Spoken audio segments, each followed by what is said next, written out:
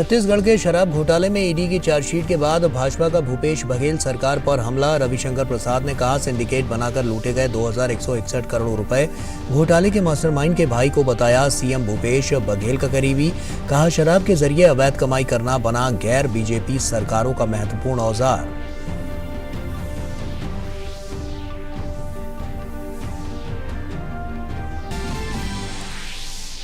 राजस्थान में कांग्रेस की कलह पर दिल्ली में 4 घंटे चली बैठक में नहीं निकला कोई हल। पायलट की भूमिका को लेकर कांग्रेस हाईकमान करेगा फैसला। एकजुट होकर आगामी चुनाव करने पर बनी सहमति।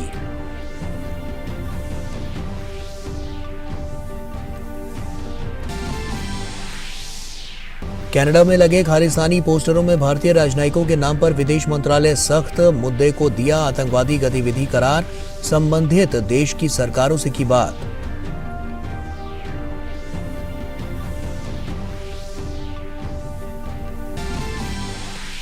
कल से 4 राज्यों के दौरे पर होंगे प्रधानमंत्री मोदी। छत्तीसगढ़, यूपी, तेलंगाना और राजस्थान में करेंगे 50,000 करोड़ रुपए की 50 से ज्यादा परियोजनाओं की शुरुआत।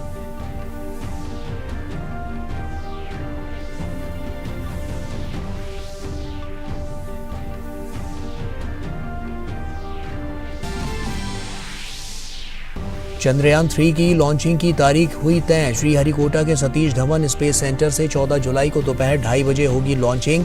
अगस्त के आखिरी हफ्ते में चंद्रयान 3 चंद्रमा की सतह पर करेगा लैंड। तैयारियां अंतिम चरण में।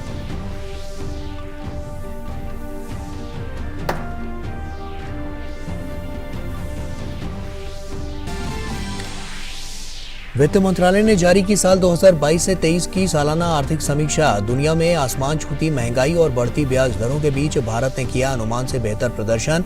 वित्त मंत्री ने पीएसयू बैंकों के प्रमुखों के साथ की समीक्षा बैठक। बैंकों का कुल एनपीए 5% से नीचे पहुंचा। बैंकों में पर्याप्त पूंजी, मजबूती और बेहतरीन वित्तीय स्थिति।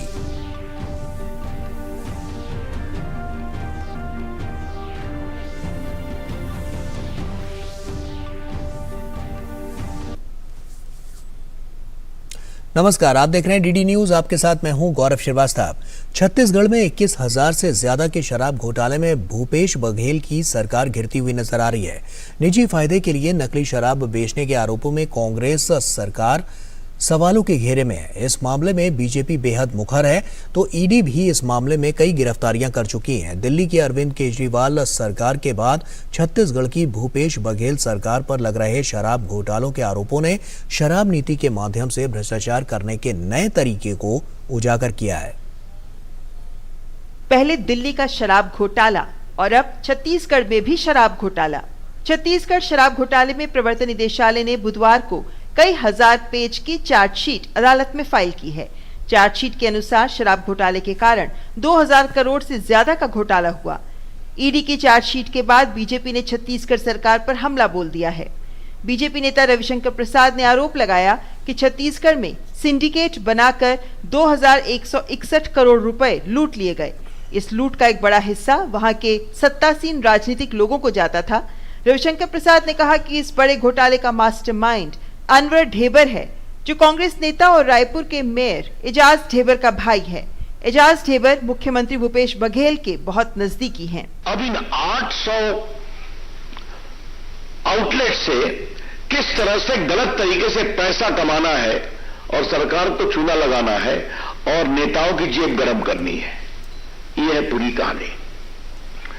इसमें एक सज्जन है, मास्टरमाइंड है अनवर ढेबर। अनवर ढेबर मास्टरमाइंड है। और ये कौन है? ये कांग्रेस नेता और रायपुर के मेयर एजाज ढेबर के भाई है। एजाज ढेबर कौन है? मुख्यमंत्री बघेल के बहुत ही करीबी है। ये इलीगल पैसा जो जनरेट किया 2061 करोड़ का,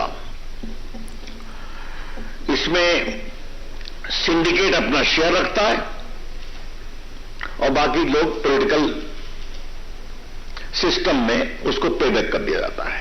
रविशंकर ने कहा कि दिल्ली की सरकार के उप मुख्यमंत्री भी शराब घोटाले में जेल में हैं। 4 बार उनकी जमानत खारिज हो चुकी है। उन्होंने कहा कि आजकल शराब के माध्यम से अवैध कमाई करना गैर भाजपा सरकारों का महत्वपूर्ण औजार बन गया है। शराब के माध्यम से इलीगल कमाई आजकल विपक्षी सरकारों का एक बहुत ही महत्वपूर्ण औजार बन गया है। छत्तीसगढ़ में जो एक्साइज में लिकर सेल होती है, बिक्री होती है शराब की, जिस पर प्रदेश को ड्यूटी मिलती है, उसको एक सिंडिकेट बना के किस तरह से 2161 करोड़ की लूट हुई है, जो सरकार को आनी चाहिए थे। बीजेपी इस मामले में भूपेश बघेल सरकार पर आक्रामक है और उनका कहना है कि इतनी बड़ी लूट सरकार के प्रत्यक्ष आशीर्वाद के बिना संभव नहीं है। कांग्रेस सरकार पूरी तरह से इस घोटाले में शामिल है, इसीलिए ईडी ने कहा है ऑर्गेनाइज्ड क्रिमिनल सिंडिकेट, ब्यूरोक्रेट्स और नेताओं का एक सिंडिकेट बनाना और अवैध वसूली करना। गौरतलब है कि प्रवर्तन निदेशालय की टीम ने छत्तीसगढ़ के कथित 2000 करोड़ के शराब घोटाले का आरोप पत्र कोर्ट में पेश कर दिया है। करीब 13,000 पन्नों के आरोप पत्र में 285 पन्नों में केस की जानकारी, आरोपियों के सिंडिकेट और कैसे घोटाला किया इसकी जानकारी दी गई है। मामले में ईडी ने अपनी इस चार्जशीट में आबकारी विभाग के स्पेशल सचिव AP त्रिपाठी, कारोबारी अनवर ढेबर और त्रिलोक ढिल्लन को मास्टरमाइंड बताया है। साथ ही जेल में बंद अरविंद सिंह और नितेश पुरोहित को आरोपी बनाया है। ईडी द्वारा जारी किए गए इस आरोप पत्र में सरकारी सिस्टम का किस तरह से दुरुपयोग कर शराब घोटाला किया गया, उससे संबंधित दस्तावेज और गवाहों के बयान शामिल हैं। ईडी की इस चार्जशीट के बाद फिलहाल राज्य का सियासी पारा चढ़ गया है और चुनावी मौसम में बीजेपी को बघेल सरकार के खिलाफ बड़ा हथियार मिल गया है। दिल्ली से विक्रमजीत सिंह और रायपुर से नीरज सिंह के साथ bureau report, DD news. France के राष्ट्रपति के राजनयिक सलाहकार इमैनुअल बोन ने प्रधानमंत्री मोदी से मुलाकात की। उन्होंने प्रधानमंत्री की आगामी फ्रांस यात्रा के संदर्भ में द्विपक्षीय सहयोग के विभिन्न क्षेत्रों में प्रगति की जानकारी दी। 14 जुलाई को बैस्टिल दिवस समारोह में अतिथि के रूप में शिरकत करने के लिए राष्ट्रपति मैक्रों ने प्रधानमंत्री को निमंत्रित किया है। प्रधानमंत्री ने फ्रांस के राष्ट्रपति के प्रति आभार व्यक्त किया। प्रधानमंत्री के अलावा इमैनुअल बोन ने भारत के राष्ट्रीय सुरक्षा सलाहकार अजीत डोभाल से भी मुलाकात की। बातचीत में आगामी यात्रा की तैयारियों से जुड़े विभिन्न पहलुओं को अंतिम रूप दिया गया। वहीं भारत फ्रांस के बीच रक्षा, ऊर्जा, अंतरिक्ष, नई तकनीकों और अन्य क्षेत्रों में सहयोग पर चर्चा हुई। विदेश मंत्रालय के प्रवक्ता अरिंदम बागची ने बताया कि प्रधानमंत्री मोदी फ्रांस यात्रा के दौरान वहां राष्ट्रीय दिवस की परेड में मुख्य अतिथि के रूप में शामिल होंगे। Yes, the diplomatic advisor of France is here, but the visit is ongoing. He met his principal interlocutor has been actually NSA, and the conversation happened today morning. I am not in a position to share more on it right now as the visit is still unfolding. But in terms of the importance of the visit that's coming up, this is an importance. We have announced this visit.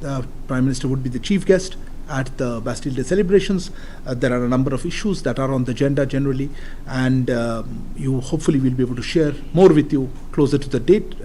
And as usual, we'll try to do a briefing on all the issues related to that visit immediately prior to that.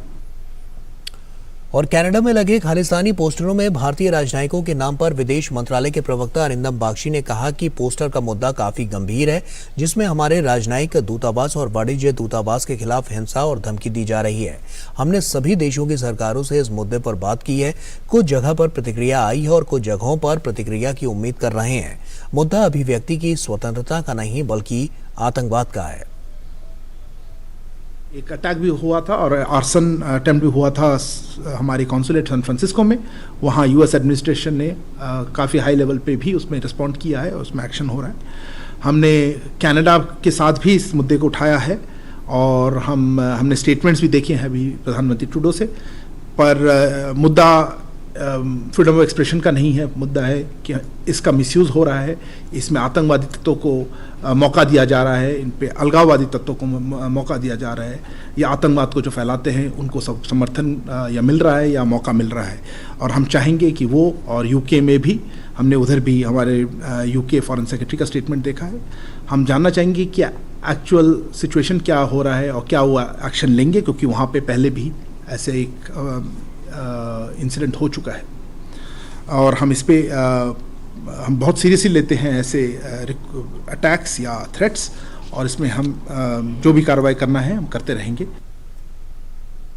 और अफ्रीकी देश Tanzania के Zanzibar टापू के दौरे पर विदेश मंत्री अजय शंकर ने स्टोन टाउन का दौरा किया और उन्होंने आर्य समाज और श्री शिव शक्ति मंदिर का दर्शन किया।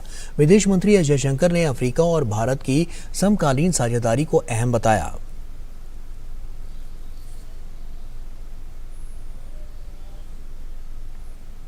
अपनी यात्रा के दौरान विदेश मंत्री एस जयशंकर ने किदुथानी परियोजना का दौरा किया, जो जांजीबार में 30,000 घरों को पीने का पानी उपलब्ध कराएगा। भारत जिन 6 परियोजनाओं का निर्माण कर रहा है वे जांजीबार के करीब 10 लाख लोगों को पीने का पानी उपलब्ध कराएंगी। विदेश मंत्री अजय शंकर ने कहा है कि किदुथानी परियोजना भारतीय प्रयासों के प्रति स्थानीय उत्साह को स्पष्ट करता है। जंजीबार में किदुथानी परियोजना भारत की जल जीवन मिशन के तर्ज पर है। इससे पहले भी भारत तंजानिया में पीने का पानी उपलब्ध कराने की दिशा में वाटर प्लांट स्थापित कर चुका है। महाराष्ट्र के सियासत में बीते सप्ताह से चाचा भतीजा यानी शरद और अजित पवार छाए हुए हैं।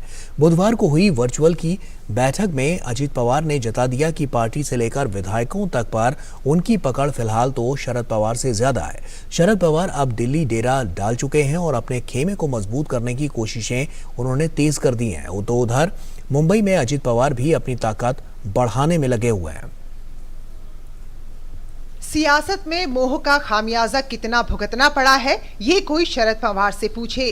कल तक जिन्हें महाराष्ट्र की सियासत का बादशाह कहा जाता था, जो कल तक विपक्षी दलों की उम्मीद थे, आज वे अपने कुनबे को ही बचाने की जंग लड़ रहे हैं।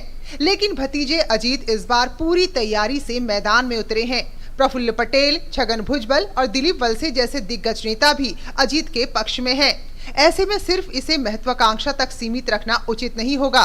यानी शरद पवार की नीतियों के खिलाफ असंतोष बड़े पैमाने पर मौजूद था, लेकिन वे भांप नहीं पाए।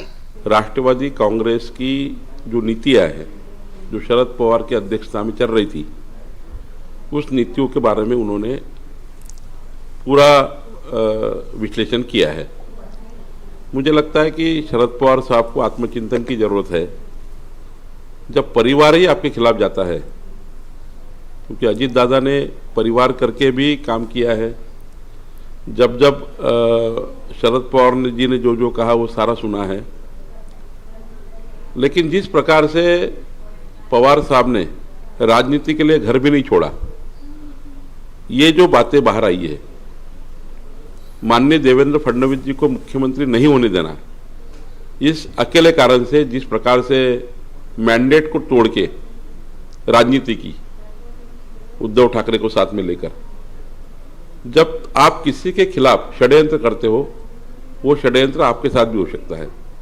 शरद पवार पूरी कोशिश कर रहे हैं पार्टी को बचाने की। सीनियर पवार गुरुवार को राष्ट्रीय कार्यकारिणी के साथ दिल्ली में बैठकर रणनीति बनाते रहे। बैठक में पहुंचने वाले नेताओं ने फिलहाल तो शरद पवार के समर्थन की बात कही है। एक 8 सूत्री एजेंडा भी पास किया है, जिसमें अजीत पवार को निष्कासित करने का प्रस्ताव भी शामिल है। पार्टी में जंग अब चुनाव चिन्ह को लेकर है। मामला चुनाव आयोग के दरवाजे पहुंचा है। इसी बीच शरद पवार ने दोहराया कि वे ही पार्टी के राष्ट्रीय अध्यक्ष हैं। आज की मीटिंग हमें हमारा हौसला बढ़ाने के लिए बहुत मजेदार हो गई। इससे मैं कोई ज्यादा बोलना नहीं चाहता। एक बात सच्ची है कि राष्ट्रवादी कांग्रेस पार्टी का मैं प्रेसिडेंट हूँ। दूसरा किसी ने अपने नाम पर स्टेटमेंट दे दिया, कुछ बात कही, तो बात कह सकते हैं, इसमें कोई इम्पोर्टेंस नहीं, कोई सच्चाई नहीं है। Our national committee met in Talkatore Stadium and elected the President Sri Sharad Pawar ji as a national president. There are 27 unit committees of the party. All these 27 state units, all these 27 state units are still with NCP national leadership. Not a single state committee all over India has come out and said that we are not with Sharad Pawar, we are not with NCP. Maharashtra Mumbai में भी Congress core committee की बैठक हुई। बैठक में राज्य के बदलते सियासी समीकरणों पर चर्चा हुई। कांग्रेस के मुताबिक ये बैठक पूर्व निर्धारित थी, इसलिए ज्यादा सियासी मायने निकालना और कयास लगाना उचित नहीं होगा। इसी बीच महाराष्ट्र के मुख्यमंत्री ने कहा कि अजित पवार प्रधानमंत्री मोदी के कार्यों से प्रभावित होकर गठबंधन में शामिल हुए हैं। पिछले साल में इतने बड़े पैमाने पर विकास हुआ है इस राज्य में कि वो अजीत दादा ने खुद ही स्वीकृत किया है कि ये विकास भी हुआ है और विकास को हम साथ दे रहे, और राज्य में डबल इंजन की सरकार जो हम कहते अजीत दादा के भी वही विचार है, तो इसीलिए वो साथ में आए हैं। महाराष्ट्र एनसीपी में 2 जुलाई से चले घटनाक्रम से एक बात तो स्पष्ट है कि शरद पवार भले ही कितने दावे क्यों ना कर लें, पार्टी को बचाने के लिए उन्हें एड़ी चोटी का जोर लगाना होगा। वहीं अजीत पवार की तैयारी को देखकर भी स्पष्ट है कि सीनियर पवार का मोह पार्टी के लिए घातक साबित हुआ है। Bureau report, DD news. और उधर राजस्थान में आपसी खींचतान में फंसी कांग्रेस पार्टी में बैठकों का दौर चल रहा है। गहलोत और पायलट की आपसी लड़ाई सड़क पर आ चुकी है, लेकिन कांग्रेस हाईकमान अभी तक कोई समाधान नहीं निकाल पाया है। आज की बैठक के बाद भी फैसला हाईकमान पर छोड़ दिया गया, लेकिन दोनों गुट किस फैसले पर सहमत होंगे ये देखना अभी बाकी है। राजस्थान कांग्रेस आगामी विधानसभा चुनावों से पहले अंदरूनी खींचातान को खत्म कर लेना चाहती है। नई दिल्ली कांग्रेस मुख्यालय में राष्ट्रीय अध्यक्ष मल्लिकार्जुन खड़गे, मुख्यमंत्री अशोक गहलोत सहित राहुल गांधी, पार्टी के महासचिव केसी वेणुगोपाल, राजस्थान प्रभारी सुखजिंदर सिंह रंधावा और पार्टी के अन्य नेताओं ने लंबी चर्चा की। मुख्यमंत्री बैठक में वर्चुअली शामिल हुए।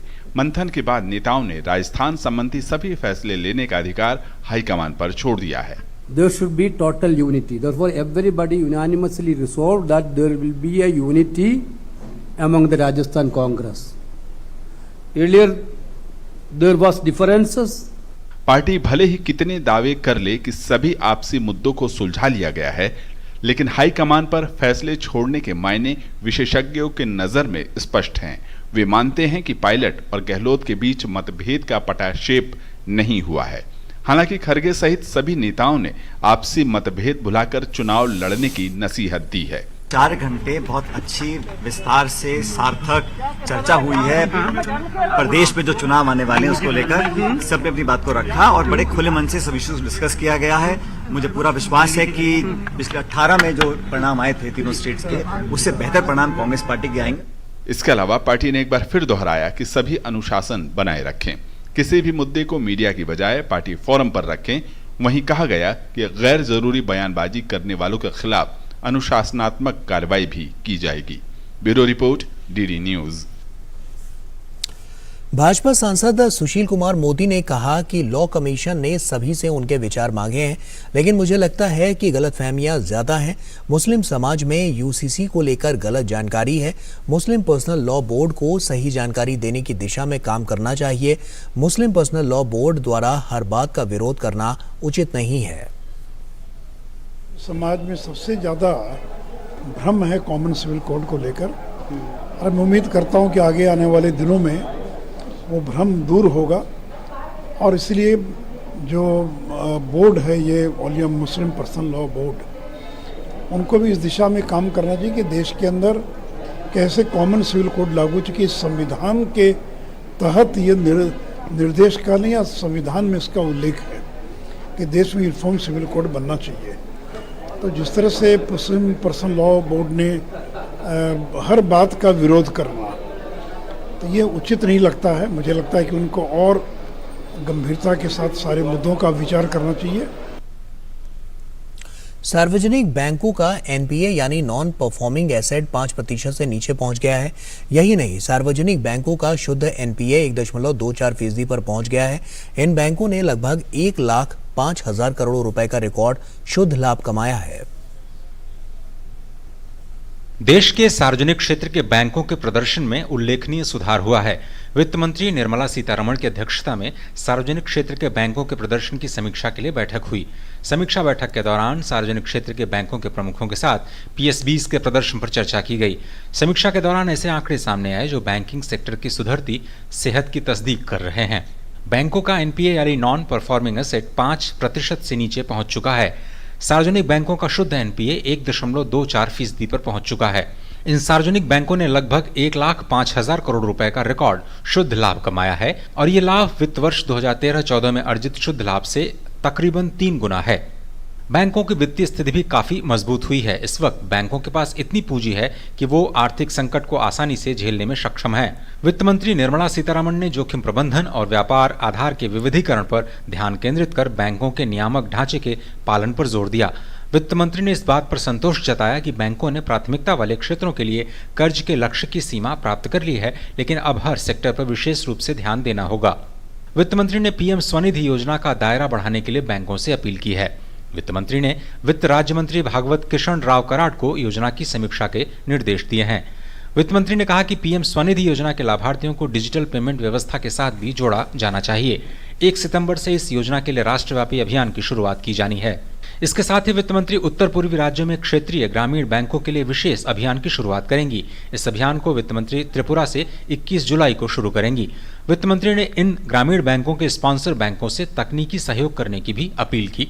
इन बैंकों की वित्तीय स्थिति को मजबूत बनाने में सहयोग करने को भी कहा है। उन्होंने बैंकों से एनपीए को लेकर के पारदर्शी रवैया अपनाने की अपील की है। एक तरफ जहां दुनिया के कई हिस्सों में बैंकों के दिवालियापन की खबरें सुर्खियां बन रही हैं, समीक्षा बैठक में साफ किया गया कि भारत के बैंकों में पर्याप्त पूंजी की व्यवस्था है और वो देश के उत्पादक क्षेत्रों को आसान शर्तों पर कर्ज मुहैया कराने को तैयार हैं। ब्यूरो इनपुट्स के साथ अजय मिश्र, डीडी न्यूज, दिल्ली। भारतीय रिजर्व बैंक जल्द ही क्रेडिट और डेबिट कार्ड के नियमों को बदल सकता है। इस बदलाव के लिए आरबीआई ने आम जनता से राय भी मांगी है। आरबीआई क्रेडिट नेटवर्क को लेकर यह फैसला लेने वाला है। इसके लिए आरबीआई ने एक सर्कुलर भी जारी किया है। ग्राहकों के हितों को ध्यान में रखते हुए भारतीय रिजर्व बैंक ने डेबिट, क्रेडिट और प्रीपेड कार्ड जारी करने के नियमों को लेकर ड्राफ्ट सर्कुलर जारी किया है। आरबीआई ने कहा है कि कार्ड खास नेटवर्क के लिए जारी नहीं किया जाएगा। इसे सभी नेटवर्क पर इस्तेमाल करने की छूट होनी चाहिए। इस संबंध में इन कार्डों के नियमों के बदलाव संबंधी प्रस्ताव जारी किया गया है। आरबीआई ने इस प्रस्ताव पर आम लोगों से राय भी मांगी है। आरबीआई का मकसद दुकानदार और कार्ड जारीकर्ताओं के बीच लेनदेन को सुविधाजनक बनाना है। आमतौर पर दुकानदारों के साथ भुगतान के समय कुछ चुनिंदा क्रेडिट या डेबिट कार्ड ही स्वीकार किए जाते हैं। हर मर्चेंट सभी नेटवर्क स्वीकार नहीं करता है। कहीं वीजा कार्ड नहीं चलता है तो कहीं मास्टर कार्ड नहीं चलता। अभी फिलहाल हमारे देश में कुछ मुख्य card network master card, visa, American express और डिस्कवर ही इस्तेमाल किए जाते हैं। आरबीआई के इस फैसले के बाद ग्राहकों को नेटवर्क का विकल्प मिलेगा। कार्ड जारीकर्ता अपने ग्राहकों को कई कार्ड नेटवर्कों में किसी एक को चुनने का विकल्प प्रदान करेंगे। इस विकल्प का उपयोग ग्राहक या तो कार्ड जारी होने के समय या उसके बाद किसी भी वक्त कर सकते हैं। कार्ड जारीकर्ता एक से अधिक कार्ड नेटवर्क पर कार्ड जारी करेंगे। अगर क्रेडिट कार्ड या फिर डेबिट कार्ड को लेकर नियमों को बदला जाएगा तो इसका सबसे ज्यादा सकारात्मक प्रभाव रुपए कार्ड पर देखने को मिलेगा। ऐसा माना जा रहा है कि देश में रुपए कार्ड को बढ़ावा देने के लिए भारतीय रिजर्व बैंक ये फैसला ला रहा है। आरबीआई ने ड्राफ्ट सर्कुलर में कहा है कि कार्ड जारी करने वाले बैंक या नॉन बैंक या कार्ड नेटवर्क्स ये सुनिश्चित करेंगे कि वो इन नियमों का मौजूदा समझौते में संशोधन या रिन्यूअल करने के दौरान इस सर्कुलर की तारीख से इन नियमों का पालन करेंगे। Bureau report, DD news. और रुपए के अंतर्राष्ट्रीयकरण के लिए भारतीय रिजर्व बैंक ने कई शॉर्ट टर्म और लॉन्ग टर्म उपायों का सुझाव दिया है। ये उपाय आरबीआई के द्वारा नियुक्त की गई समिति ने दिया है। साथ ही आरबीआई की समिति ने रुपए को आईएमएफ के विशेष आहरण अधिकार बास्केट में शामिल करने का सुझाव भी दिया है। भारतीय रिजर्व बैंक की अंतर विभागीय समिति ने अन्य देशों में रुपये में लेन देन को लोकप्रिय बनाने तथा डॉलर पर निर्भरता कम करने के लिए कई कदम उठाने की सिफारिश की है। राधाश्याम राठौर की अध्यक्षता वाली समिति ने रुपये को अंतर्राष्ट्रीय मुद्रा के तौर पर प्रोत्साहित करने के लिए अल्पावधि, मध्यम अवधि और दीर्घावधि के उपाय सुझाए हैं। आरबीआई की अंतर विभागीय समिति ने अपनी रिपोर्ट में कहा है कि आने वाले दिनों में भारत अन्य देशों के साथ उच्च स्तर के व्यापार संबंधों को प्राप्त करेगा और व्यापक आर्थिक मापदंडों में सुधार करेगा। समिति ने कहा कि आईएमएफ की एसडीआर टोकरी में रुपए को शामिल करने के लिए भी प्रयास हो रहे हैं। एसडीआर आईएमएफ द्वारा अपने सदस्य देशों के आधिकारिक भंडार के पूरक के लिए बनाई गई एक अंतर्राष्ट्रीय आरक्षित संपत्ति है। इसे मुद्राओं की एक टोकरी द्वारा परिभाषित किया जाता है। आरबीआई समिति ने वैश्विक रुपया बाजार को बढ़ावा देकर वित्तीय बाजारों को मजबूत करने और भारत को रुपए के लेन देन और मूल्य खोज के केंद्र के रूप में बढ़ावा देने पर भी जोर दिया। समिति ने सीमा पार लेन देन के लिए अन्य देशों के साथ भारतीय भुगतान प्रणालियों को एकीकृत करने और वैश्विक स्तर पर 5 कारोबारी दिन 24 घंटे काम करने वाले भारतीय रुपया बाजार को बढ़ावा देकर वित्तीय बाजारों को मजबूत करने का भी सुझाव दिया है। Bureau report, DD news. और शुक्रवार को प्रधानमंत्री नरेंद्र मोदी गोरखपुर में होंगे। पीएम इस दौरान ऐतिहासिक प्रिंटिंग प्रेस गीता प्रेस के शताब्दी समारोह के समापन समारोह में भाग लेंगे। वे यहां नई वंदे भारत ट्रेन को भी हरी झंडी दिखाएंगे। प्रधानमंत्री गोरखपुर में गीता प्रेस जाएंगे और ऐतिहासिक प्रिंटिंग प्रेस के शताब्दी समारोह के समापन समारोह में भाग लेंगे। कार्यक्रम के दौरान वे चित्रमय शिव पुराण ग्रंथ का विमोचन करेंगे। प्रधानमंत्री गीता प्रेस में लीला चित्र मंदिर भी जाएंगे। देखिए, 100 वर्षों में गीता प्रेस एक ट्रेडल मशीन से अपनी यात्रा प्रारंभ की थी और आज हमारे पास देशी विदेशी बहुत सारी छपाई की, पुस्तकों की सिलाई की, बाइंडिंग की मशीनें हैं। तो हम यात्रा शुरू किए थे 10 रुपए के किराए के मकान से और आज हमारे इस कैंपस में लगभग 2 लाख वर्ग फीट है हमारी यात्रा ये है। हम एक पुस्तक से अपनी यात्रा शुरू किए थे जब 29 अप्रैल 1923 में प्रेस की स्थापना हुई थी, तो उसमें गीता पदच्छेद अन्वय सहित हम लोगों ने छापा था और उस एक पुस्तक की यात्रा से आज हम 15 भाषाओं में 1800 से 1850 से अधिक तरह की पुस्तकें इस समय हम प्रकाशित कर रहे हैं। प्रधानमंत्री गोरखपुर रेलवे स्टेशन से 2 वंदे भारत ट्रेनों को झंडी दिखाकर रवाना करेंगे। 2 ट्रेनें हैं गोरखपुर लखनऊ वंदे भारत एक्सप्रेस और जोधपुर अहमदाबाद साबरमती वंदे भारत एक्सप्रेस। गोरखपुर लखनऊ वंदे भारत एक्सप्रेस अयोध्या से होकर गुजरेगी और राज्य के महत्वपूर्ण शहरों की परिवहन सुविधा में सुधार करेगी तथा पर्यटन को भी बढ़ावा देगी। जोधपुर साबरमती वंदे भारत एक्सप्रेस जोधपुर, आबू रोड, अहमदाबाद जैसे प्रसिद्ध स्थानों के परिवहन संपर्क में सुधार करेगी और क्षेत्र में सामाजिक आर्थिक विकास को बढ़ावा देगी। जनता की मांग, चूंकि गोरखपुर से रोज 1 लाख लोगों का मूवमेंट है उस रेलवे स्टेशन से, 1 लाख पीपल। ईस्टर्न यूपी पूरा गोरखपुर जंक्शन से आता है, एशिया का सबसे बड़ा प्लेटफॉर्म। प्रधानमंत्री जी ने उसकी गंभीरता को समझा और उन्होंने ये आशीर्वाद के रूप में मुझे ये तोहफा दिया। समस्त देवतुल्य जनता, 50 लाख का जो मंडल है हमारा गोरखपुर का, वो वंदे भारत जो 110 की स्पीड से, क्योंकि रेल ट्रैक अभी 110 पे है, इसकी 160 की स्पीड है, जो कि 2025 में रेल मंत्रालय ने प्लान किया है कि उस रूट को 160 की स्पीड का ट्रैक बना दे। तब सोचिएगा कितना, और बहुत सस्ती 700 रुपए तक की टिकट है। तो ये बहुत ही बड़ा तोहफा है। वंदे भारत ट्रेन है वो अवध और मिथिलांचल का एक पुल का काम करेगी। ये दिलों, न केवल जो वास्तविक दूरी है वो पास लाएगी, बल्कि ये दो जगहों के लोगों के दिलों को भी जोड़ेगी। प्रधानमंत्री गोरखपुर रेलवे स्टेशन पुनर्विकास की आधारशिला भी रखेंगे। लगभग 498 करोड़ रुपए की लागत से स्टेशन का पुनर्विकास किया जाएगा, जो विश्व स्तरीय यात्री सुविधाएं प्रदान करेगा। अच्छी बात है, तो हमारे लिए अच्छी बात है कि वंदे भारत समय भी बचेगा हमारा, क्योंकि हमेशा आना जाना लगा रहता है। अभी ऐसी कोई ट्रेन नहीं थी हमारे बीच में जो हम इतनी तेज जल्दी से यहाँ लखनऊ से गोरखपुर पहुँच सकें। मोदी जी ने एक बड़ी सौगात दी है वंदे भारत के रूप में, उनके लिए बहुत बहुत धन्यवाद। तो इसके पीछे में यही कहना चाहेंगे कि कम समय में अगर ज़्यादा दूरी तय करने को मिले, इससे अच्छी और इससे खुशी की बात और क्या हो सकती है हमारे लिए। प्रधानमंत्री जी जा रहे हैं, बहुत खुशी है। हमारे शहर के लिए बहुत कुछ काम किया उन्होंने। रोड है इधर, बहुत अच्छा रोड बन गया है। गोरखनाथ बड़ा रोड हो गया, एम्स हो गया, खाद कारखाना चालू हो गया। यहाँ से राम जन्मभूमि तक हम जा सकते हैं, लखनऊ तक जाएगी। प्रधानमंत्री हमारे लिए बहुत कुछ कर रहे हैं, ऐसे ही हम आगे बढ़ाएं, हमारे लिए और सुविधाएं दें। बहुत बहुत धन्यवाद प्रधानमंत्री जी को। गोरखपुर से लखनऊ के लिए उड़ान भरने के लिए Vande Bharat train Gorakhpur railway station पर सज धज कर तैयार हो रही है, जिसका मुआयना करने के लिए उत्तर प्रदेश के मुख्यमंत्री योगी आदित्यनाथ और गोरखपुर के सांसद भोजपुरी फिल्म स्टार रवि किशन भी पहुंचे और उन्होंने वंदे भारत ट्रेन का निरीक्षण किया। इस ट्रेन के परिचालन से न सिर्फ हिंदुस्तान के पर्यटकों को बल्कि दुनिया भर के सैलानियों को गोरखपुर से लखनऊ की यात्रा करने में आसानी होगी। साथ ही बौद्ध सर्किट कुशीनगर और नेपाल के अंतर्राष्ट्रीय पर्यटक भी वंदे भारत ट्रेन से सुहाने सफर का आनंद उठा सकेंगे। Semi high speed train Vande Bharat Hindustan की प्रगति की नई इबारत लिख रहा है।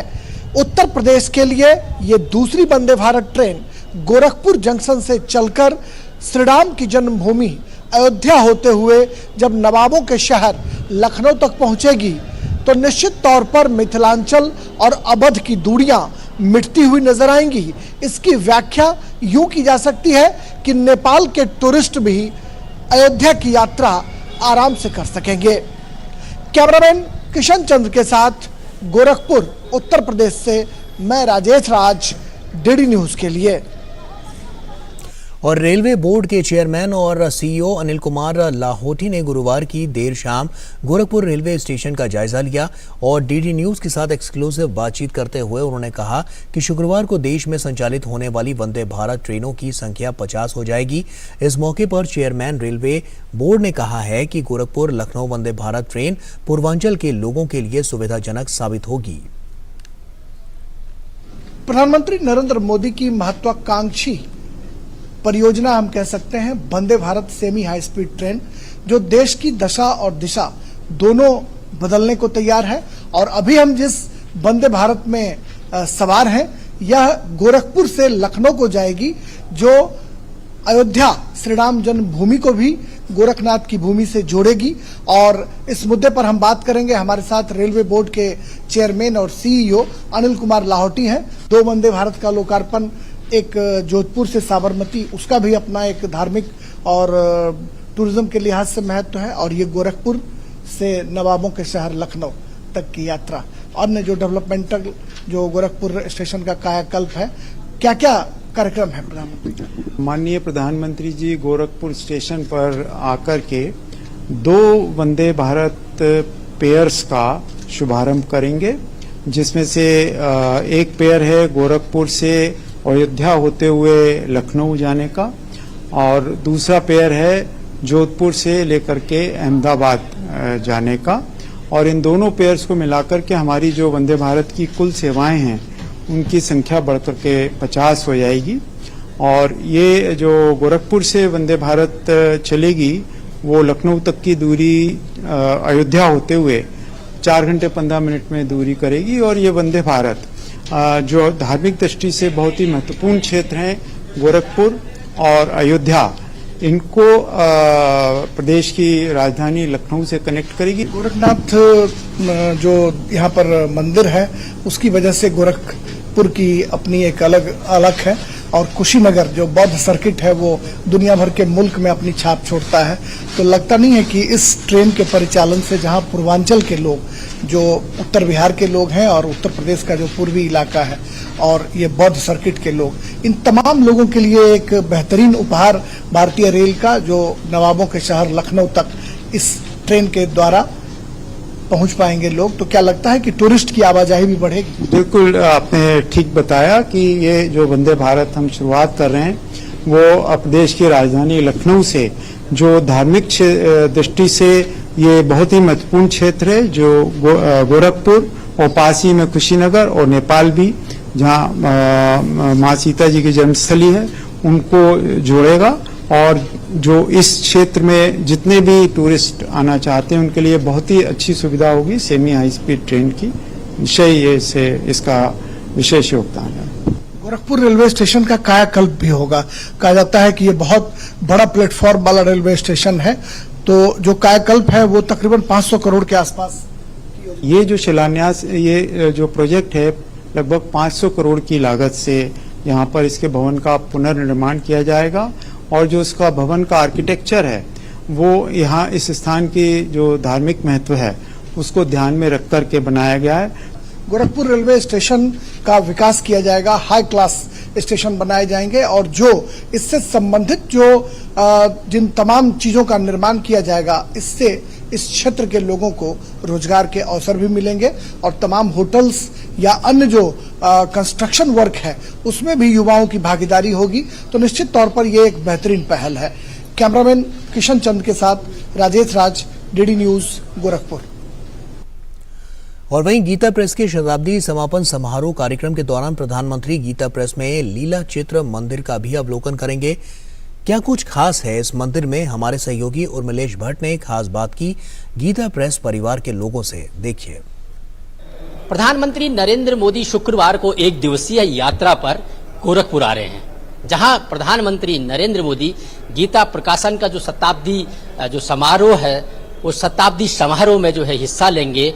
और यहाँ पर इस समय जहाँ हम खड़े हैं ये चित्रलीला मंदिर है। यहाँ आकर के प्रधानमंत्री नरेंद्र मोदी यहाँ पर तमाम जो ये हाथ से बनाए हुए जो तमाम ये पेंटिंग्स हैं, इन पेंटिंग्स का अवलोकन करेंगे। क्या इसकी खासियत है और कितनी साल ये पुरानी ये पेंटिंग्स बनाई गई हैं, इस पर बात करने के लिए हमारे साथ जो गीता प्रेस के जो लोग यहाँ पर खड़े हैं इनसे बात करते हैं।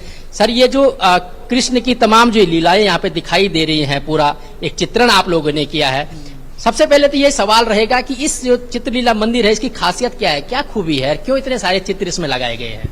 ये सब हैंड पेंटिंग है भगवान श्री कृष्ण की लीलाओं को जो भाई जी हनुमान साहब पोद्दार जी अनुभव करते थे, किताब में पढ़ते थे, वो कलाकारों से उनको बनवाते थे, वो कल्याण में गीता प्रेस के पुस्तकों में छपने के लिए।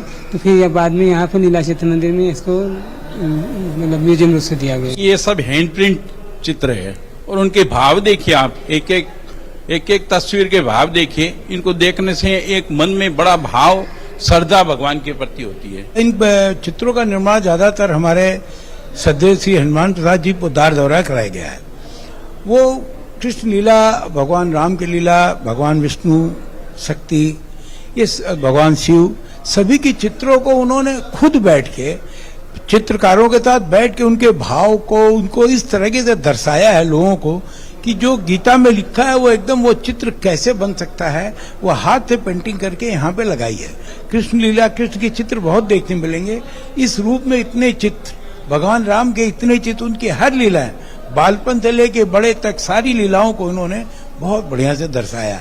जो देखने वाले हैं उनको भगवान की लीला यूं प्रतीत हो कि वो नेत्रों के सामने लीला घटित हो रही है।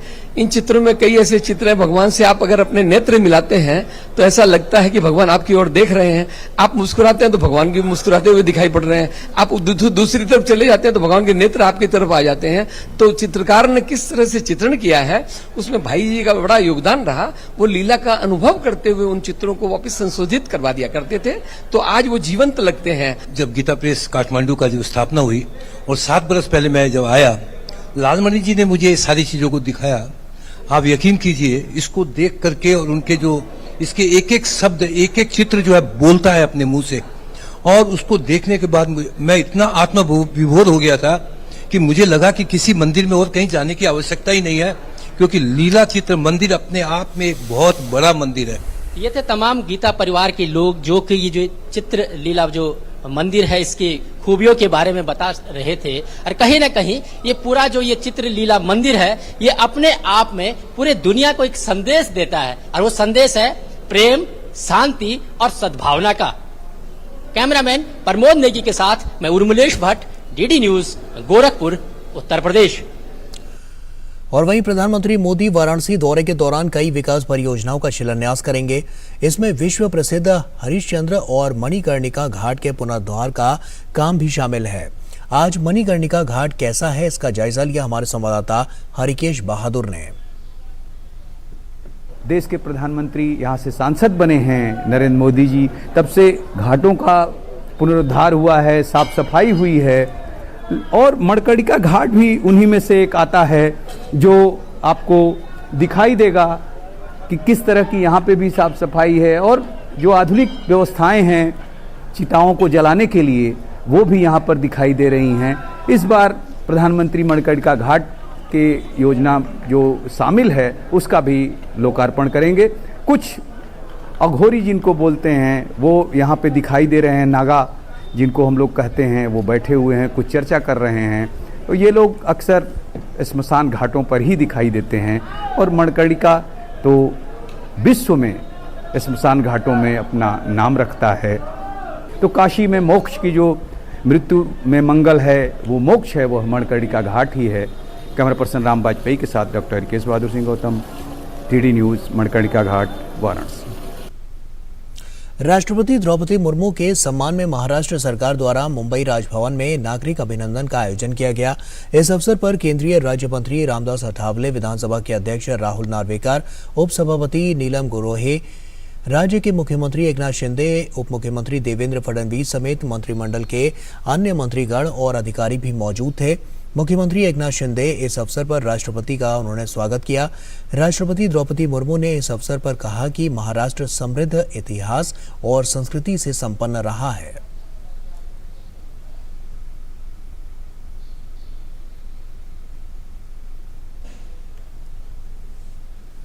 मुंबई में राष्ट्रपति द्रौपदी मुर्मू ने सिद्धिविनायक मंदिर में पूजा अर्चना की। इस दौरान राष्ट्रपति के साथ अन्य गणमान्य लोग भी मौजूद रहे।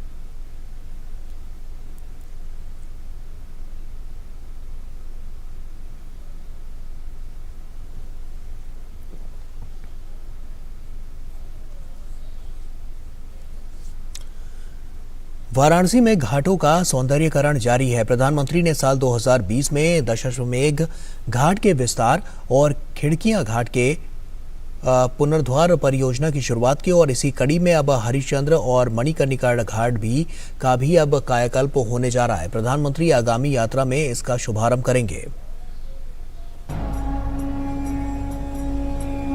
वाराणसी यानी काशी, शिव की नगरी, मंदिरों का शहर, घाटों का शहर, एक ऐसी आध्यात्मिक नगरी जहां पतित पावनी गंगा अपनी धारा मोड़ देती है और देवाधिदेव महादेव के चरण पखारती है। अर्धवलयाकार गंगा वाराणसी को अलौकिक स्वरूप प्रदान करती है तो शताब्दियों पुराने घाट काशी के गुणगान करते हैं। काशी के मूल स्वरूप को संजोकर काशी के कायांतरण की सतत प्रक्रिया साल 2014 से शुरू हुई।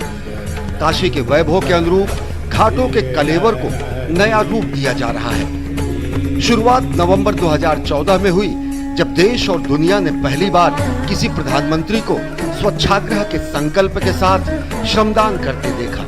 गंगा के घाटों को संवारने का संकल्प धीरे धीरे सिद्धि की ओर अग्रसर है और 80 घाट से लेकर खिड़किया घाट तक बनारस के घाटों का रूपांतरण हो रहा है। बनारस के घाटों का सुंदरीकरण और विस्तार के साथ ही घाटों पर श्रद्धालु सुविधा केंद्रों का निर्माण इस आध्यात्मिक नगरी को आधुनिक रूप दे रहे हैं। नवंबर 2020 में अपनी काशी यात्रा के दौरान प्रधानमंत्री नरेंद्र मोदी ने दशाश्वमेध घाट के विस्तार और खिड़किया घाट के पुनरुद्धार परियोजना की शुरुआत की। काशी के सबसे प्रसिद्ध घाट दशाश्वमेध घाट पर श्रद्धालुओं की सुविधा के लिए यात्री प्लाजा का निर्माण और लोकार्पण हो चुका है और घाट को नया विस्तार भी मिला है। वाराणसी में 80 घाट से लेकर खिड़किया घाट तक 85 से अधिक घाट हैं। मणिकर्णिका घाट, हरिश्चंद्र घाट, ललिता घाट पर हुए नवनिर्माण हो या फिर खिड़किया घाट पर नए घाट का निर्माण, काशी के हर एक घाट को उनकी आध्यात्मिकता के अनुरूप विकसित किया जा रहा है। वाराणसी के घाटों में नवनिर्मित खिड़किया घाट, जिसे अब नमो घाट के नाम से भी जाना जाता है, इसके पहले चरण के निर्माण कार्य का लोकार्पण भी प्रधानमंत्री कर चुके हैं। आज ये घाट श्रद्धालुओं और पर्यटकों के आकर्षण का केंद्र है। यह मां गंगा के प्रति अगाध श्रद्धा है कि केवल वाराणसी में ही नहीं, गंगा से संबद्ध अन्य तीर्थ क्षेत्रों में भी गंगा तट पर घाटों का निर्माण किया जा रहा है। प्रधानमंत्री के दिशा निर्देशन में नमामि गंगे परियोजना के तहत प्रयागराज में 7 घाटों का निर्माण किया जा रहा है, जिसमें दशमेध घाट, किला घाट, नौकायन घाट, ज्ञान गंगा आश्रम घाट, सरस्वती घाट, महेवा घाट और रसूलाबाद घाट शामिल है। उत्तराखंड के हरिद्वार में नए घाटों का निर्माण और घाट पर हाट परियोजनाओं पर भी काम जारी है। केदारनाथ धाम में संगम घाट का निर्माण, बद्रीनाथ धाम में नए घाटों का निर्माण और मैदानी इलाकों में गंगा किनारे सीवरेज ट्रीटमेंट प्लांट का निर्माण कर गंगा की अविरलता और निर्मलता में अभिवृद्धि की जा रही है। बनारस के घाट महज घाट भर नहीं है, इन घाटों में इतिहास और पुराण समाया है। चाहे 2015 में जापान के तत्कालीन प्रधानमंत्री शिंजो अबे ने प्रधानमंत्री नरेंद्र मोदी के साथ दशाश्वमेध घाट पर गंगा आरती देखी हो, या फिर 2018 में फ्रांस के राष्ट्रपति इमैनुअल मैक्रोन ने 80 घाट से दशाश्वमेध घाट तक नौका विहार किया हो। ये ऐसे क्षण हैं जब देश ही नहीं पूरी दुनिया ने चकित होकर भारत के गौरवशाली अतीत और स्वर्णिम भविष्य को देखा। साल 2020 में देव दीपावली में प्रधानमंत्री की उपस्थिति और 2021 में काशी विश्वनाथ धाम के लोकार्पण के समय प्रधानमंत्री नरेंद्र मोदी का गंगा स्नान इस बात का साक्षात प्रमाण है कि किस तरह काशी की महिमा और गरिमा की पुनर्स्थापना का महाकार्य सतत जारी है। इतिहास से भी पुरातन और परंपराओं से भी प्राचीन आध्यात्मिक नगरी काशी आज आधुनिक कलेवर में नए भारत के उत्थान की कहानी बयां करती है।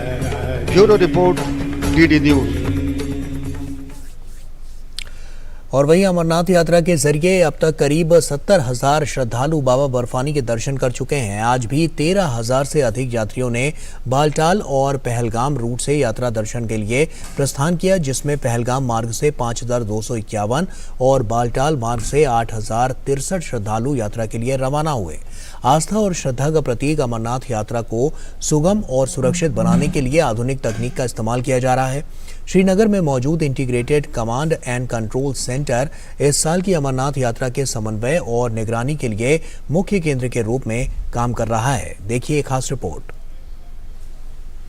ये नजारा है अमरनाथ यात्रा के लिए बनाए गए श्रीनगर के integrated command and control centre का, जहां में करीब 14 विभाग के अधिकारी दिन रात लगे हैं यात्रा की मॉनिटरिंग में, जिसमें अत्याधुनिक तकनीक का इस्तेमाल किया जा रहा है। गवर्नमेंट का जो इस वक्त ज्यादा जो थ्रस्ट है इस वक्त कि कहीं कोई कोताही न रहे जहां तक यात्रा का सवाल है। बहुत सारे इंतजामात किए गवर्नमेंट ने उनको इंश्योर करने के लिए, ताकि कहीं कोई कोताही न रहे, कोई गैप न रहे। तो उस सिलसिले में बहुत सारे इकदाम गवर्नमेंट ने उठाए और उसी की एक कड़ी है कि जो ये ICCC का जो कयाम हुआ यहाँ पर, इसका मेन जो बुनियादी मकसद ये है कि डिफरेंट डिपार्टमेंट्स जो इसमें इन्वॉल्व हैं उनको कैसे हम कोऑर्डिनेट करें, उनकी एक्टिविटीज को हम रेगुलेट कैसे करें। जम्मू कश्मीर के सभी विभागों के प्रतिनिधि एक ही स्थान पर रहकर अमरनाथ यात्रा के लिए समन्वय के लिए निर्बाध रूप से काम कर रहे हैं। ये एकल इकाई कार्यालय है जो विभिन्न कार्यों के लिए एक केंद्रित केंद्र के रूप में काम कर सकता है, जिसमें यात्रा के मामले में सभी संबंधित विभाग अपने प्रतिनिधियों को वहां रहने के लिए नियुक्त करते हैं। ये केंद्र हॉटलाइन, इंटरनेट सुविधाओं से सुसज्जित है और यात्रा में लगे सभी CCTV से जुड़ा है। जोनल ऑफिसर यात्रा ने डीडी न्यूज को इसका डेमोन्स्ट्रेशन करके भी दिखाया। ICCC integrated command and control centre, तो this is true real science. तो we are actually integrating this ICCC with RFID technology. तो वी गेट डेटा और डेटा को इंटरप्रेट करके तो वी गेट सम इन्फ्रेंसेस। तो उन इन्फ्रेंसेस को हम आगे भेजते हैं जहाँ पे भी हमारे बेस कैंप से। तो फॉर एग्जांपल मैं देता हूँ फॉर एग्जांपल हमारा नेशनल हाईवे पे ट्रैफिक चलता है, तो हमें पता चलता है कि ट्रैफिक की क्या मूवमेंट है। तो this number 1। Number 2, like this is very effective in crowd control management, which is very vital for जो स्टैम्पीड्स होते हैं, बाकी सारी चीज़ें होती हैं, उनको रोकने के लिए वी गेट डेटा। तो हम वो डेटा को इंटरप्रेट करके हमें पता चलता है कि किस कैंप में, किस वाले ट्रैक पे कितने यात्री चल रहे हैं। किसी भी आपदा की स्थिति में यही एक इकाई सभी विभागों के समन्वय स्थापित करती है और यात्रा के दौरान चप्पे चप्पे पर नजर रखती है। साथ ही मुख्य सचिव से लेकर तमाम अधिकारियों से निगरानी सेंटर जुड़ा है, जो अपने कैंप या ऑफिस से यात्रा की मॉनिटरिंग करते हैं। जीवन के हर क्षेत्र में तकनीक का कितना अहम योगदान है, ये पता लगता है इस इंटीग्रेटेड कंट्रोल कमांड सेंटर में आकर, जहां पर पूरी यात्रा का संचालन, पूरी यात्रा की मॉनिटरिंग इस केंद्र से की जा रही है। 13 से ज्यादा डिपार्टमेंट यहां पर हैं, जिनके संचालन से इस यात्रा को सुखद, स्वच्छ, स्वस्थ और सफल बनाया जा रहा है। कैमरामैन शुभम शर्मा के साथ रमा त्यागी, डीडी न्यूज, श्रीनगर। जम्मू कश्मीर में हो रहे चहुमुखी विकास पर लोगों से बात की डीडी न्यूज की संवाददाता रमा त्यागी ने। 370 के बाद से जम्मू कश्मीर में विकास की एक नई बयार देखने को मिल रही है, विशेषकर जब हम बात करते हैं इंडस्ट्री की, क्योंकि 370 से पहले यहाँ पर एक बड़ी इंडस्ट्री का माहौल नहीं था। किस तरह से यहाँ बदलाव हुआ है और क्या कुछ सोचते हैं यहाँ के इंडस्ट्रियलिस्ट, कुछ लोग हमारे साथ मौजूद हैं, हम उनसे बात करते हैं और जानते हैं कि किस तरह का फायदा उन्हें देखने को मिला है? तो यहाँ तो ये पीस आ गया आफ्टर 370। ये जो हमारे बच्चे ये स्टोन पेल्टिंग ये बंद हो गई ऑब्वियसली। और गवर्नमेंट ने जो स्कीम्स लाते थे आज तक वो पता नहीं चलता था, दिस इज फैक्ट। मगर अब सारा सिस्टम पर आता है, ये ऑनलाइन होता है, लोकल्स को भी पता चलता है कहाँ जॉब है, कहाँ मैं अप्लाई करूं, कहाँ नहीं करूं। आज तक मुझे लगता है ये सारे हिडन थे, सारे ये जॉब्स, कहाँ रिक्रूटमेंट होनी है, कहाँ जॉब्स होने थे।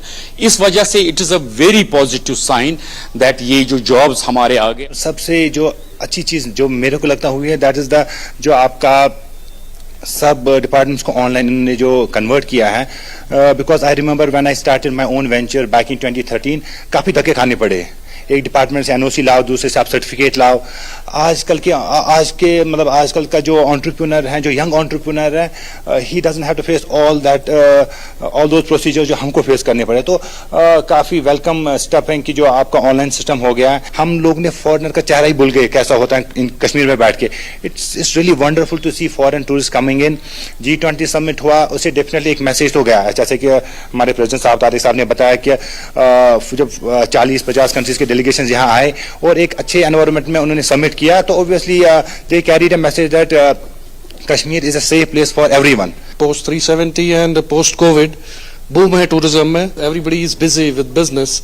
अभी क्या है इस टाइम पे particularly Pahalgam and Sonamarg, these are two places जहाँ पे ज्यादा फ्लो होता है। यहाँ पर कश्मीर में विकास का जो एक नया दौर चला है उसको यहाँ के जो इंडस्ट्रियलिस्ट हैं वो भी उसका स्वागत करते हैं। और जिस तरह से 73,000 करोड़ से ज्यादा के इन्वेस्टमेंट के प्रपोजल्स हैं और उससे 3 लाख से ज्यादा रोजगार की बात कही गई है, तो जो यूथ है उसे एक बहुत बड़ा मौका मिलने वाला है। चाहे स्टार्टअप की बात हो, चाहे यहाँ पर MSME की बात हो, एक बड़ा बदलाव नए भारत का, नया जम्मू कश्मीर अब देखने को मिल रहा है।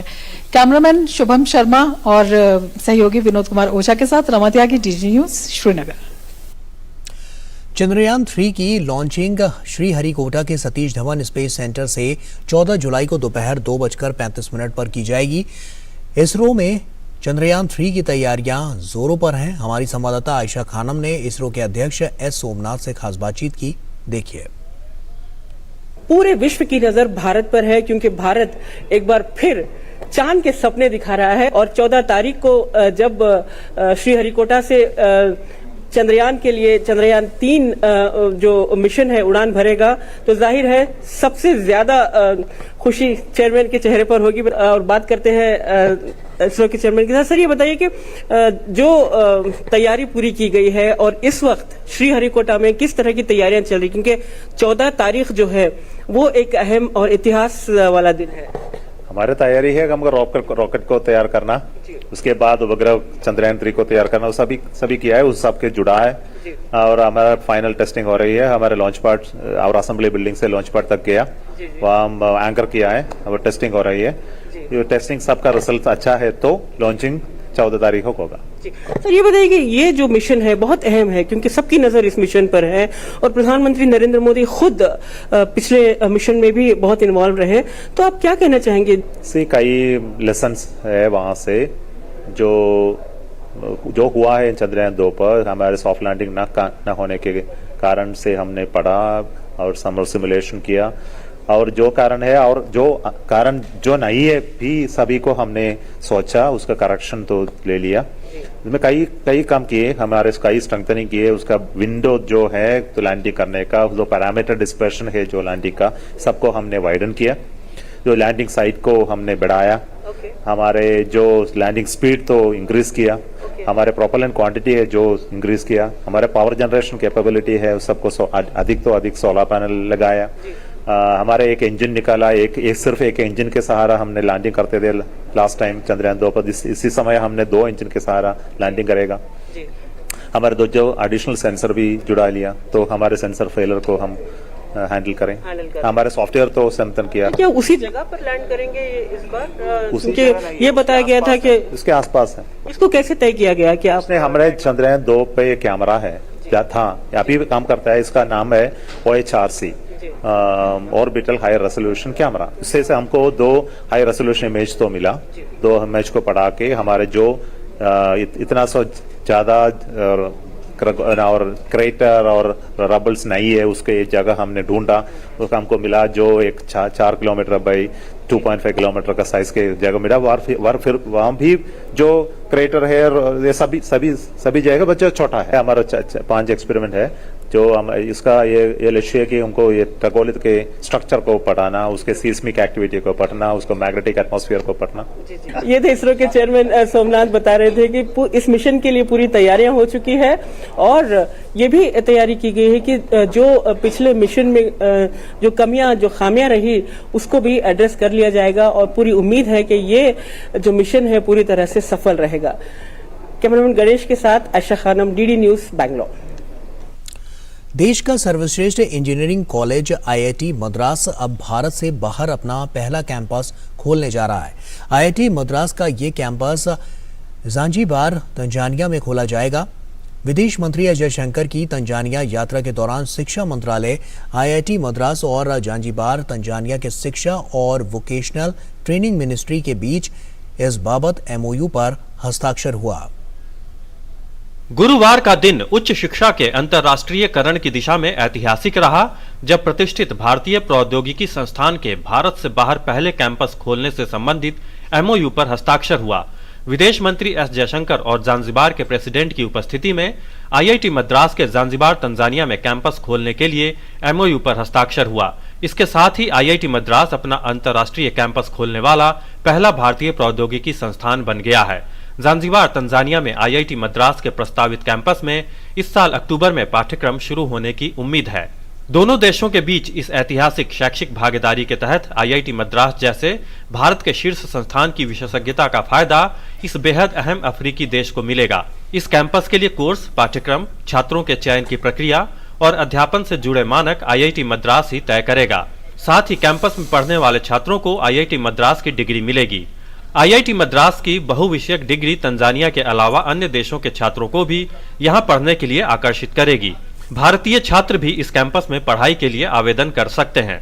ज़ांज़ीबार, तंजानिया में आईआईटी मद्रास के कैंपस को विश्व स्तरीय शिक्षा और शोध संस्थान के तौर पर स्थापित किया जाएगा। ये उभरती हुई वैश्विक जरूरतों को पूरा करने और इस क्षेत्र में शोध और नवाचार को बढ़ावा देने में मददगार होगा। शिक्षा, शोध और नवाचार के क्षेत्र में भारत की वैश्विक प्रतिष्ठा को बढ़ाने में भी इस कैंपस के जरिए मदद मिलेगी। ज़ांज़ीबार, तंजानिया कैंपस में अलग अलग देशों के छात्र और शिक्षकों के आने से आईआईटी मद्रास में शिक्षा और शोध की गुणवत्ता में भी सुधार होगा। साथ ही दुनिया के अन्य शीर्ष संस्थानों के साथ रिसर्च के क्षेत्र में सहयोग को भी बढ़ावा मिलेगा। इससे आईआईटी मद्रास की वैश्विक रैंकिंग में भी सुधार आने की उम्मीद है। गौरतलब है कि राष्ट्रीय शिक्षा नीति 2020 में उच्च शिक्षा के अंतर्राष्ट्रीयकरण पर जोर देते हुए भारत के श्रेष्ठ विश्वविद्यालयों को विदेशों में कैंपस खोलने के लिए प्रोत्साहित करने की बात कही गई है। ज़ांज़ीबार, तंजानिया में आईआईटी मद्रास के कैंपस खोलने की घोषणा इसी दिशा में उठाया गया कदम है। Nishant Saurabh, DD news, Delhi. और केजरीवाल सरकार के दावों की दिल्ली में अब पोल खुलने लगी है। दिल्ली सरकार की सड़कों के धंसने का सिलसिला जारी है। सड़कों के धंसने से जीवन और संपत्ति को भी बड़ा खतरा बन रहा है। कई जगहों पर सड़क में गड्ढा या फिर गड्ढे में ही सड़क देखी जा सकती है। कुछ सड़कों पर तो लोग दुर्घटना के शिकार भी हो रहे हैं। यानी अब दिल्ली की केजरीवाल सरकार की वर्ल्ड क्लास सिटी पर उठने लगे सवाल हैं। यह देश की राजधानी दिल्ली का वो गड्ढा जो हकीकत बयां कर रहा है दिल्ली सरकार के दावों और वादों की। जी हां, वर्ल्ड क्लास सिटी बनाने की बात करने वाले दिल्ली के मुख्यमंत्री अरविंद केजरीवाल की दिल्ली की सड़कें धंस रही हैं, जिससे न केवल जीवन बल्कि संपत्ति को भी बड़ा खतरा है। ये हाल केवल जनकपुरी की सड़क का ही नहीं है, बल्कि दिल्ली में बहुत सी ऐसी सड़कें हैं जहां सड़क में गड्ढा या फिर यूं कहें कि गड्ढे में ही सड़क है, जिनकी वजह से दिल्ली की जनता को हर दिन परेशानियों का सामना करना पड़ रहा है। इतना ही नहीं, कुछ सड़कों पर लोग दुर्घटना के शिकार भी हो चुके हैं। क्या है दिल्ली की जनता का दर्द, हमने इन्हीं से जाना। पीडब्ल्यूडी के अधिकारी कोई इसकी सुध नहीं ले रहे हैं। अगर वो सुध ले रहे हैं तो जो केजरीवाल ने अपना राजमहल बनाया ना, उसका तो उनको ध्यान है कि राजमहल में कितना करोड़ रुपए लगाना है। लेकिन आम जनता के लिए सड़क, आप देखिए बिल्कुल मौत का एक सामना करना पड़ता लोगों को यहाँ से निकलते हुए। सुबह यहाँ पे स्कूल के बच्चे भी जाते हैं, इसके रिक्शे पलट जाते हैं, स्कूटियाँ पलट जाती हैं, इतना बुरा हाल है। अभी आपने देखा पीछे खुरेजी में पीछे पूरी की पूरी सड़क धंस गई थी। कल आपने देखा जनकपुरी के अंदर कितना बुरा हाल हुआ, उससे पहले हर्षविहार में कितना बुरा हाल हुआ। लेकिन इनके कान पे जूं तक नहीं रेंग रही। पिछले 4 साल से इस रोड का बहुत ज़्यादा बुरा हाल है। डेली इस रोड पे परलेन एक्सीडेंट है बहुत बुरी तरह। कुछ इसमें से लड़कियां हमारे यहाँ मोहल्ले की रहने वाली आईसीयू तक में भर्ती हो चुकी हैं। इतने ही भारी भारी इसमें एक्सीडेंट हो चुके हैं, लेकिन कोई सुध लेने वाला नहीं है। हम बहुत परेशान हैं केजरीवाल की नीति से। 8 साल पहले जब केजरीवाल जी सत्ता में आए थे, उन्होंने कहा था दिल्ली को मैं विश्व स्तरीय शहर बनाऊंगा, वर्ल्ड क्लास सिटी बनाऊंगा। और आज हम देखते हैं पीडब्ल्यूडी की सड़कों में जगह जगह गड्ढे हुए हैं। अभी तो मानसून शुरू ही हुआ है। केजरीवाल जी जो कहते थे मैं दिल्ली को झीलों का शहर बनाऊंगा, इन गड्ढों के अंदर ही वो झील बना रहे हैं। इतने गहरे गहरे गड्ढे बन चुके हैं दिल्ली के अंदर पिछले 2 दिन की बारिश के अंदर ही, कि दिल्ली वासियों का दिल्ली के सड़कों पर निकलना दूभर हो गया है। और ये जो अभी आपने पीडब्ल्यूडी की सड़क दिखाई है, इसका तो पिछले 1.5 महीने से बुरा हाल है। यहाँ पर कोई सुध लेने वाला नहीं है। इनका सिर्फ एक तरफ ध्यान है किस तरह से इश्तहार में पैसे कमाए जाएं। मैं 2-3 साल से यहाँ पर गाड़ी चला रहा हूँ। यहाँ पर जितने पैसे मैंने गाड़ी के पहिए में बिल में लगा चुका हूँ, अभी दिखाऊंगा आपको। मेरा पहिया टूट गया है इसी गड्ढे में। लेडीज गिर गई, उनका खून निकल गया, किसी चोट लगी, किसी कुछ लग गई। तो मैं केजरीवाल जी से ये कहना चाहता हूँ कि ऐसी दिल्ली सरकार ऐसी है कि यहाँ पर गड्ढे देखे जाए, इतने गहरे गहरे गड्ढे हैं कि आदमी कोई ना रिक्शा लेके जाएगा तो पलट जाएगा, तो उसकी चोट लगी, कैसे जाएगा। यहाँ से लेके निर्माण बिहार से लेके झील तक अभी घेरा गड्ढा हुआ था, 18 फुट 19 फुट का गड्ढा हुआ था। केजरीवाल जी ने वो नहीं भरा, 4 दिन ऐसे गड्ढा पड़ा रहा वो। उसके बाद पब्लिक ने गड्ढा भरा है वो। दिल्ली के लोगों ने तो इतना तक कहा कि केजरीवाल सरकार विदेशी मीडिया में अपने पक्ष में लेखों की चर्चा बंद नहीं कर पाई है। अब उन्हें विदेशी मीडिया को भी अपने शासन की सच्ची तस्वीर दिखाने के लिए आमंत्रित करना चाहिए। गौरतलब है कि दिल्ली में पानी से भरे गड्ढों की वजह से सड़क धंसने या दुर्घटना होने की ये पहली घटना नहीं है। इससे पहले भी मई 2023 में खुरेजी और हौजरानी में सड़क धंसते हुए देखी गई और दिसंबर 2022 में विजय विहार में तो सड़क धंसने से एक व्यक्ति की जान तक चली गई। दिल्ली वासियों का कहना है कि केजरीवाल सरकार की गलत प्राथमिकताओं ने लोगों का जीवन खतरनाक बना दिया है। और इसी के साथ फिलहाल इस बुलेटिन में इतना ही। दीजिए इजाजत, नमस्कार।